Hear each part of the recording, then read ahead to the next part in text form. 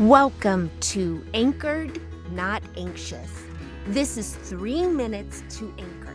The subject, set boundaries for thoughts and feelings. As far back as ancient times, boundaries were a thing.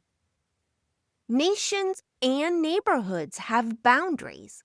Companies set boundaries for behavior.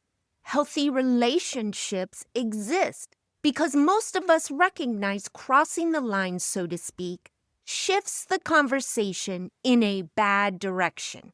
We deliberately resist or control the urge to do it. Boundaries serve a purpose. So why not set boundaries for thoughts and feelings? Ever seen those spike strips in parking garages or rental car locations? These strips pierce a tire if you try to go in the wrong way.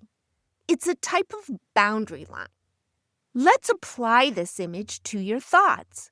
If thoughts lead you toward shame or degrading self-concept, imagine pulling a lever to raise a spike strip, taking the air out of that thought. You have halted the momentum. Set the boundary line and refuse to cross over into shame or self-defeat. Images have power, so do words. Another option is talking back to unhelpful thoughts. Here's what I do. It sounds weird.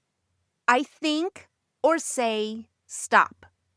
Not a feeble, stop, don't think that, but a strong, convincing, stop. You don't need to think this. Saying stop aloud helps me get out of my own head. Emotions need boundaries too. Untamed emotions cause damage, not just to others, but to perception of self.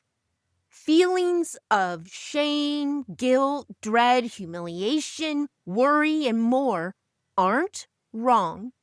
These are temporary responses. You wrestle with it, you lay with it. Boundaries are not suppression. It's healthy to let feelings wash over us like an ocean wave. It might knock you down, but as it recedes, you get to choose to get up. Maybe even stronger than before. But if you let feelings like dread, fear, or anxiety dictate your identity, it becomes who you are.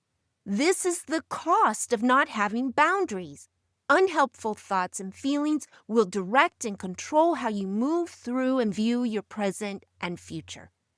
In Psalm 104:9, it says, "Then you, God, set a firm boundary for the seas, so they would never again cover the earth." God's power set boundaries for the earth, so God's working power in you, receiving the help of the Holy Spirit, can help you set mental and emotional boundary lines. Will you start today? Until next time.